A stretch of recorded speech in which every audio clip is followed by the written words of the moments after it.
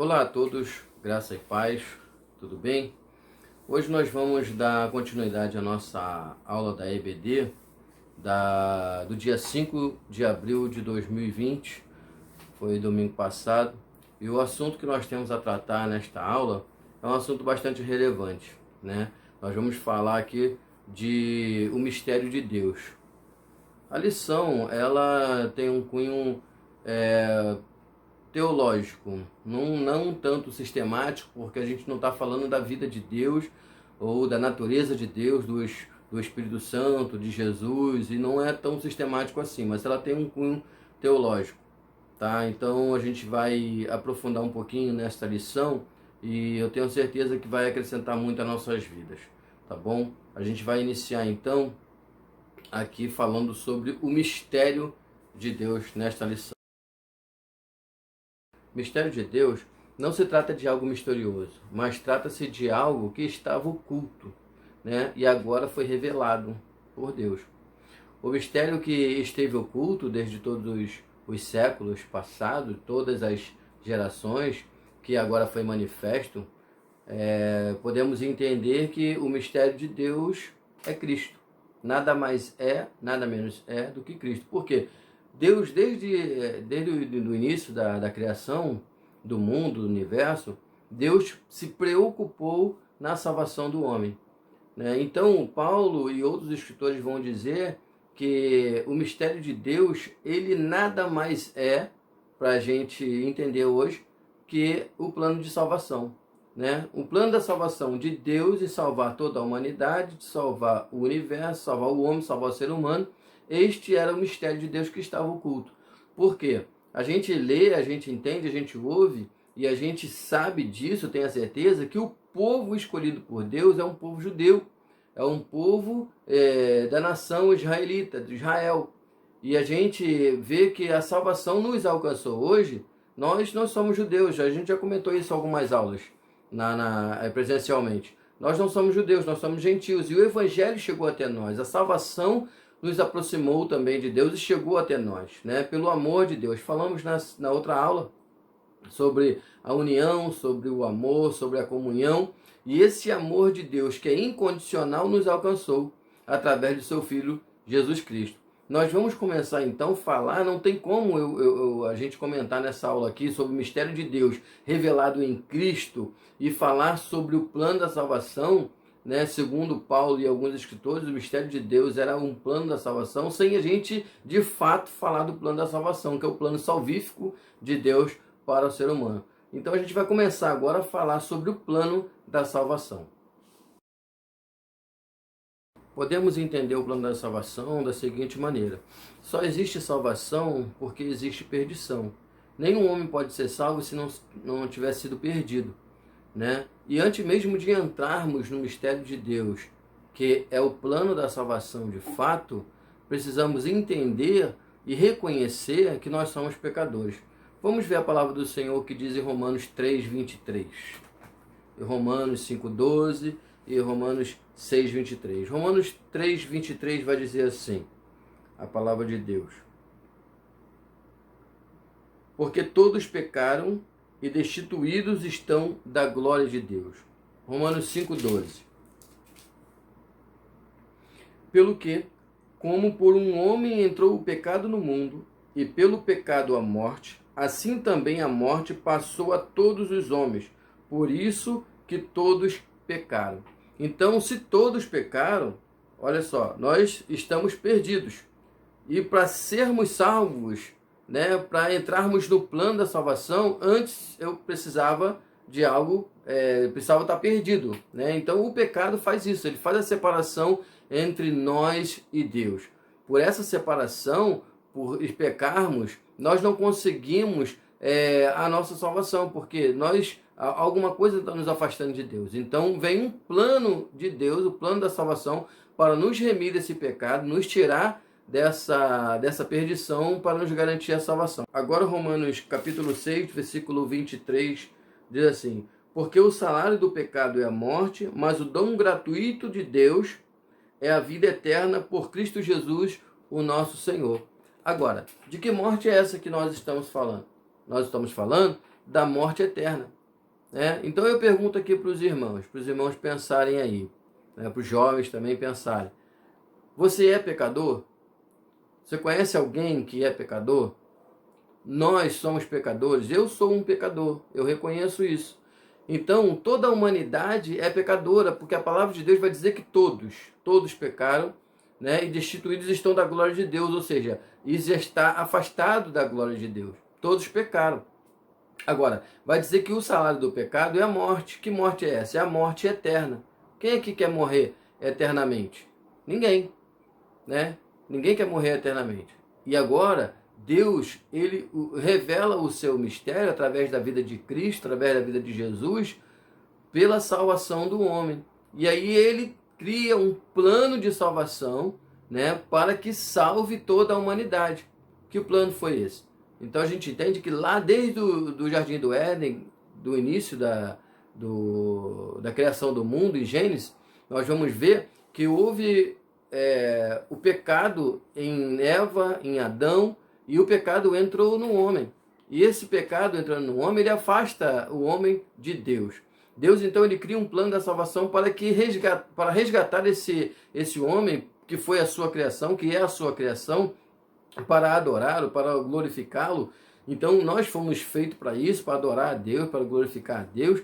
Deus olha para essa situação de pecado e olha para a humanidade e vê que não há uma pessoa, um ser humano capaz de nos redimir a Deus, de apagar todos esses pecados e nos levar a Deus. E ele, então, ele tem em seu coração um plano da salvação. O que é o plano da salvação? Jesus veio a este mundo, nós já conhecemos, nós já sabemos, já ouvimos falar, já lemos, já entendemos isso, né? Que Jesus, ele é o maior de todos os tempos, o maior da história. A maior história que nós já conhecemos hoje é a história da salvação, que Cristo veio aqui, se fez homem, Deus esvaziou-se de sua glória e se tornou homem, carne, e sofreu as mesmas tentações e paixões que nós, viveu nessa humanidade, viveu nessa terra, e aqui ele peregrinou por 33 anos, cumpriu a sua missão e retornou para o Pai. Mas nos deixou o Consolador para que nós não ficássemos sozinhos e a cada dia vencêssemos o nosso pecado, vencêssemos esse afastamento de Deus, porque o homem é sujeito a falhas, a erro o tempo todo. Né? Então nós temos esse plano de Deus, o plano da salvação, para nos reconciliar, nos reconectar com Deus. Agora, por que nós estamos estudando isso nessa lição aqui?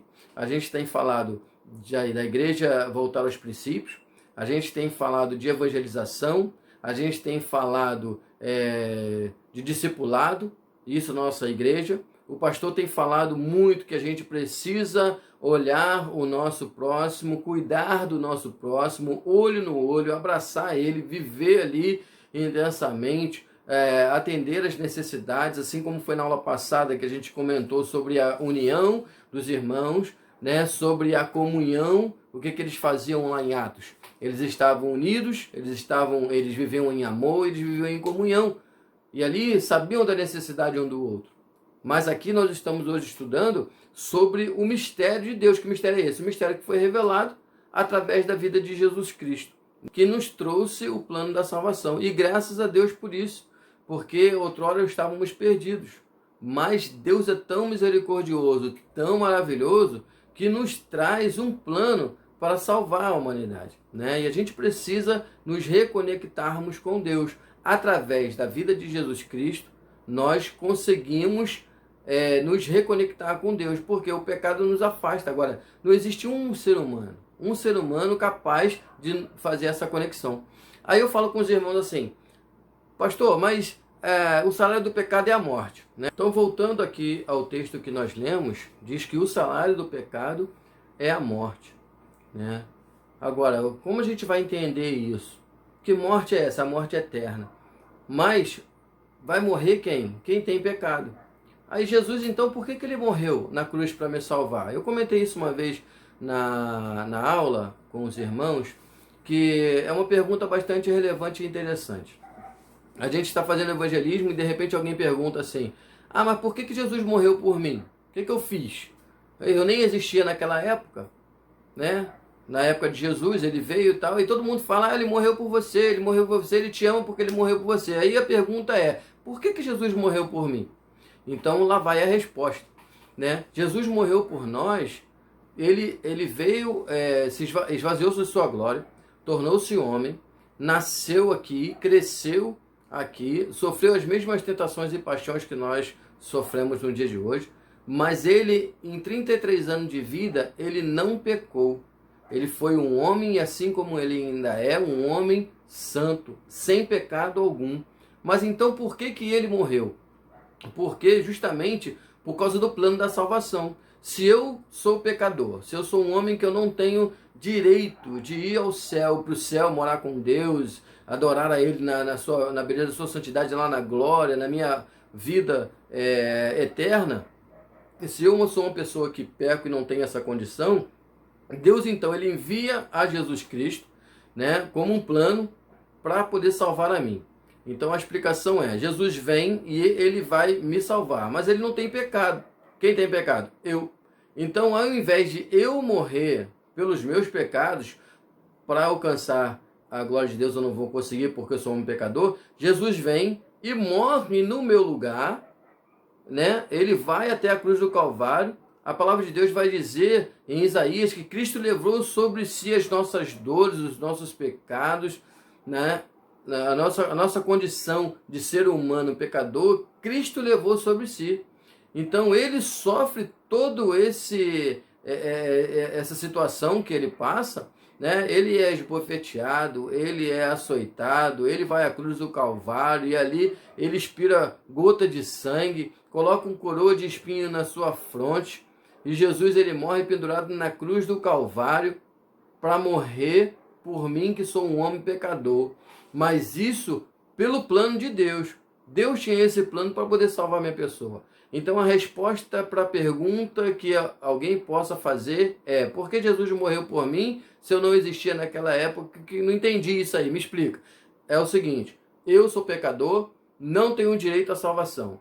Deus cria um plano da salvação através de seu Filho Jesus Cristo, envia ele, um homem santo, sem pecado, sem mácula, e aí ele morre no meu lugar. Luciano deveria morrer. Não, ele não vai morrer não. Quem vai morrer no lugar dele sou eu. Jesus vem e morre no meu lugar e me dá o direito à salvação, à vida eterna. Então, esse de fato é o plano da salvação, mas não só para uma pessoa, não só para o povo judeu, assim como é menina dos olhos de Deus, o povo de Israel, mas para toda a humanidade. Nós que somos gentios, por que somos gentios? Porque não somos judeus. Todo povo que não é judeu é um povo gentil.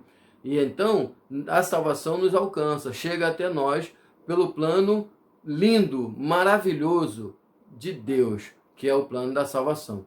Então, hoje a igreja, nossa igreja, vamos falar da PIB Coqueiros, ela tem essa missão, não somente de explicar o plano da salvação, mas também fazer discípulos. Voltar aos princípios é o quê? É entender como nossos irmãos em Atos agiam, como eles viviam, como eles viviam como igreja. É o que a gente precisa fazer hoje, é o que está no coração da igreja hoje, né? O pastor ele tem colocado isso para nós, né? O desejo que Deus colocou no coração dele, ele tem passado para a gente tem abraçado esta campanha, essa situação que a gente quer realmente mudar, a gente quer transformar a nossa igreja PIB Coqueiros, a gente quer voltar aos princípios para entendermos o que é ser igreja em unidade, em amor, em comunhão, e a gente também precisa passar para os outros, através do evangelismo, através da nossa vida, através dos testemunhos, o plano da salvação, né? Então nós vivemos hoje como igreja e precisamos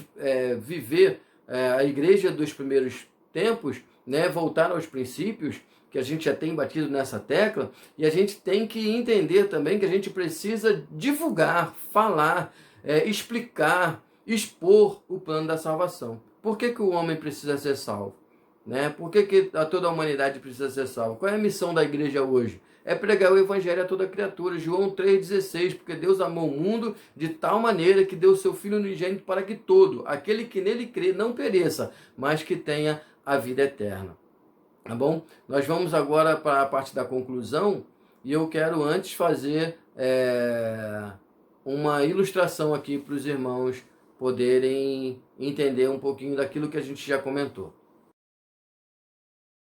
Então eu quero fazer uma apresentação aqui, na verdade uma ilustração, para a gente entender sobre o plano da salvação. Eu sei que já compreendemos, mas eu acredito que vai contribuir a nossa aula, essa apresentação que eu vou fazer aqui. Aqui eu tenho uma moeda de R$1, que essa moeda vai representar a vida do homem, tá? Enquanto ser humano, pecador, né? A pessoa que está afastada de Deus, porque todo pecado afasta o homem de Deus, é claro. A natureza humana, ela carrega o pecado desde o Jardim do Éden, né? Então o plano da salvação, para a gente entender aqui, é o seguinte: esses dedos aqui, eles vão representar o pecado, né? E nós, os seres humanos, estamos presos ao pecado, porque ele faz parte da natureza humana desde o Jardim do Éden.